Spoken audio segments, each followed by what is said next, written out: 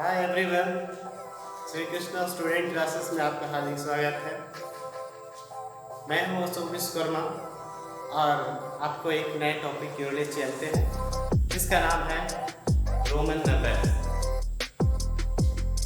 Students, जैसे कि हम लोग किसी नंबर्स को काउंट करने के लिए 1, 2, 3, 4, 5 इस प्रकार के सिंबल्स का इस्तेमाल करते हैं।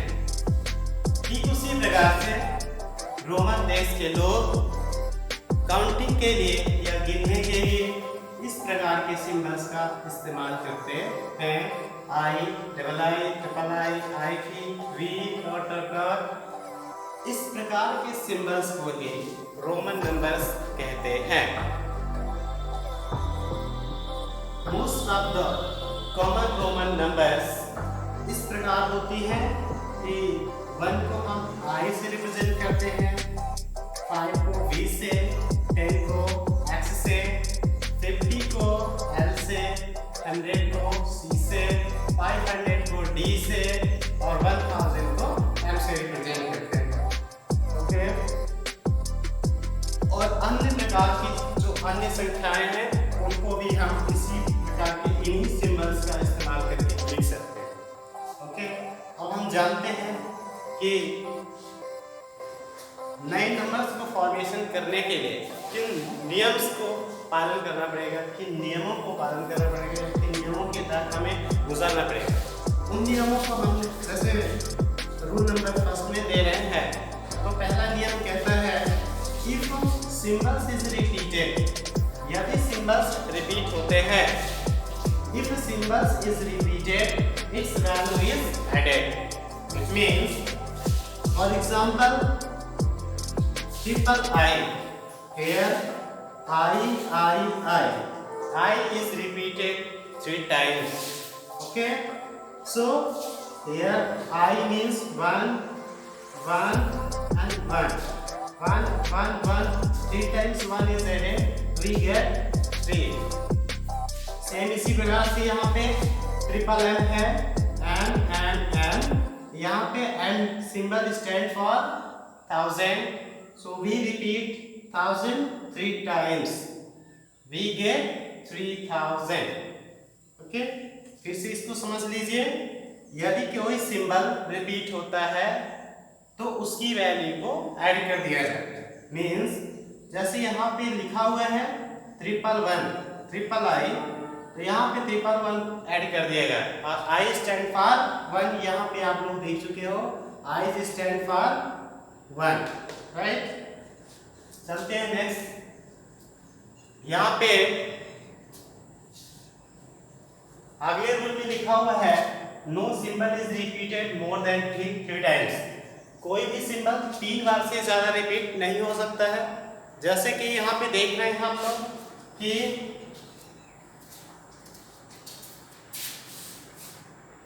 Triple x is true, triple x true है, जबकि यहाँ पे यदि हम 4 टाइम एक्स लिख दिए और ये फॉल्स लिखा है, तो हम किसी भी सिंबल को कम से कम 3 बार, कम से कम 1 बार और अधिक से अधिक 3 बार रिपीट कर सकते हैं। 3 बार से चौथी बार लिख देंगे वो रॉन्ग हो जाएगा।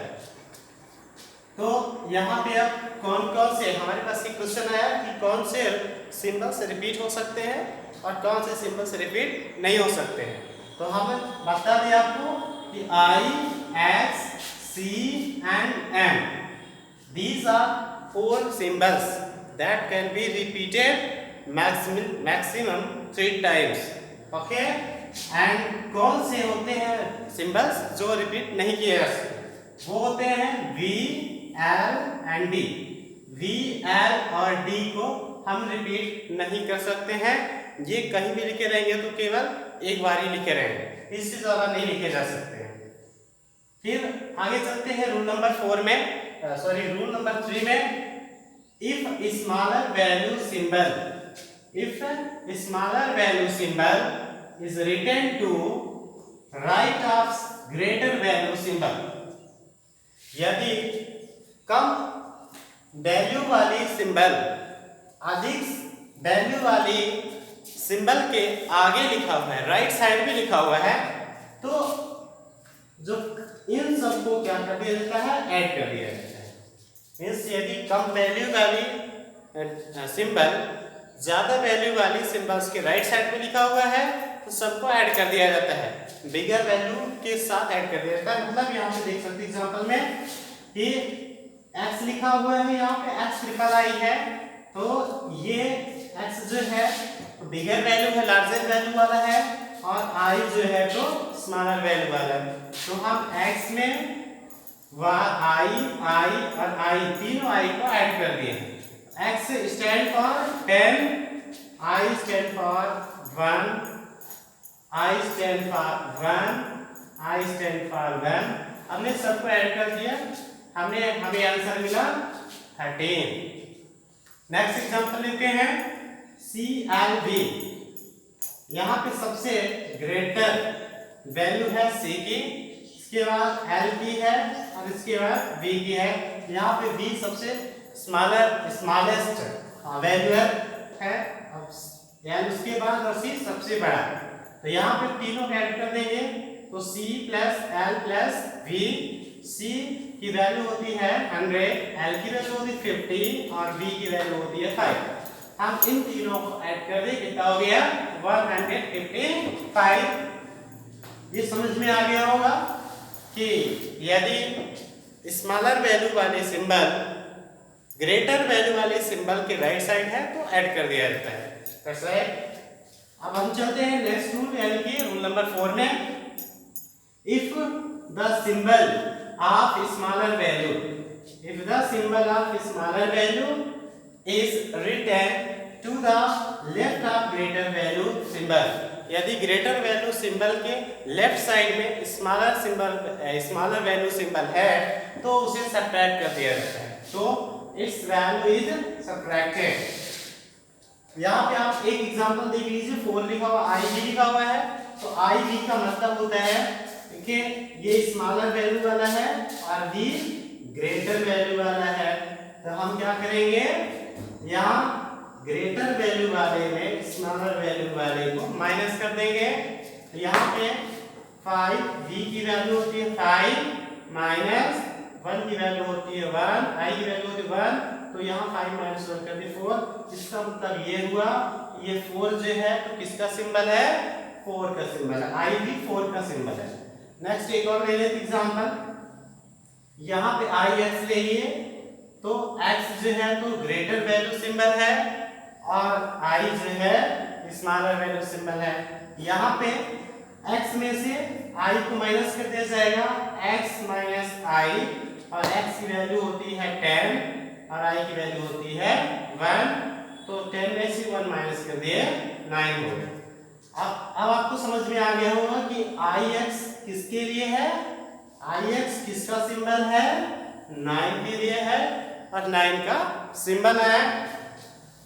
आखिरी एग्जांपल xc, xc में देख रहे हैं कि x, यहाँ पे हमने क्या लिख दिया x और लिख दिया c, तो c जो है तो ग्रेटर वैल्यू सिंबल है और x स्मॉलर वैल्यू सिंबल है, तो c में से 110 को माइनस कर देंगे, c माइनस x यानी कि 100 माइनस 10, और इसकी वैल्यू हो गई 100 में से 10 को माइनस कर दिए, कितना आ गया 90।